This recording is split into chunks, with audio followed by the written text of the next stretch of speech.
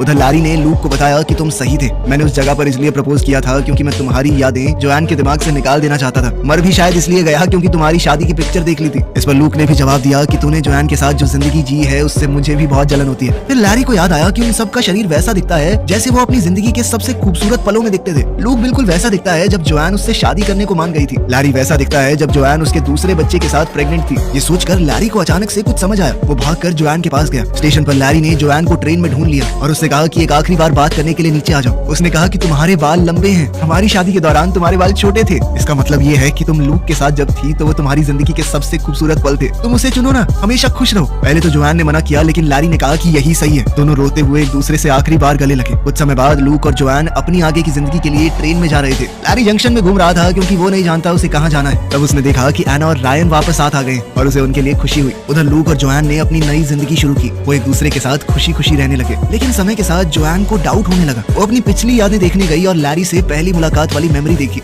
अगले कुछ दिनों तक लूक जोआन को अलग अलग एक्टिविटीज पर ले गया, लेकिन जोआन को कुछ भी अच्छा नहीं लग रहा था। हर रात वो आर्काइव्स में जाकर लैरी के साथ अपनी जिंदगी को देखती। क्लर्क ने कहा कि इतना ज्यादा यादों में रहना सही नहीं होता, आगे बढ़ना जरूरी है। एक रात लूक ने कहा कि कितनी परफेक्ट जिंदगी है ये, लेकिन जोआन के पास कोई जवाब नहीं था।